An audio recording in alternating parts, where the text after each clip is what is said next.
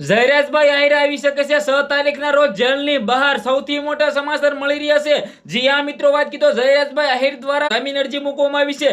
તારીખ 6 ના રોજ મહુવા કોર્ટની અંદર જામીન અરજીની સુનાવણી થવા જઈ રહી છે। શું જયરાજભાઈ આહિરને મળશે જામીન? શું સૌથી મોટા સમાચાર મળી રહ્યા છે તમને બધા લોકોને આ વિડીયોની અંદર બતાવવા જઈ રહ્યો છું। નમસ્કાર મિત્રો, ફરીવાર એક નવા વિડીયોમાં તમારું સ્વાગત છે। હજી તો કોળી સમાજના લોકોની થોડાક ટાઈમ પહેલા સભા ગઈ છે, પરંતુ ક્યાંક ને ક્યાંક જયરાજભાઈ આહિર દ્વારા જામીન અરજી મિત્રો વાત કીધું મૂકવામાં આવી છે। તારીખ 6 ના રોજ મહુવા કોર્ટની અંદર જામીન અરજીની સુનાવણી થઈ શકે છે।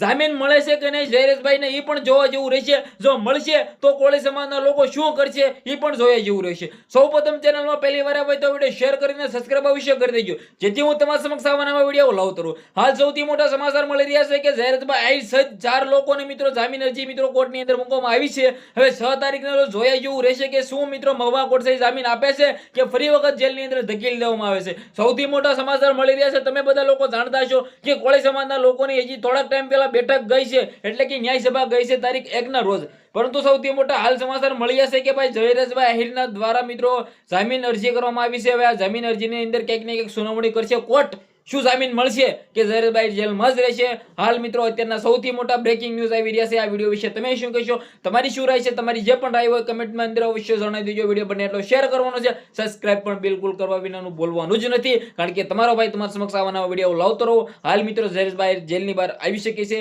અને પણ ક્યાંક ને ક્યાંક ન પણ આવી શકે છે। કોર્ટ જે નિર્ણય કરશે ક્યાંક ને ક્યાંક સારો કરશે। જેલની અંદર રાખવા હશે તો જામીન નહીં આપે, તો જો બહાર રાખવા અટવા હશે તો ક્યાંક ને ક્યાંક જામીન આપી દેશે। વિડીયો શેર કરો, ફોલો કરો। આજના વિડીયોમાં આપણે એક નવો વિડીયો મળી જશે। બધા લોકોને દિલથી ધન્યવાદ। જય હિન્દ, જય ભારત।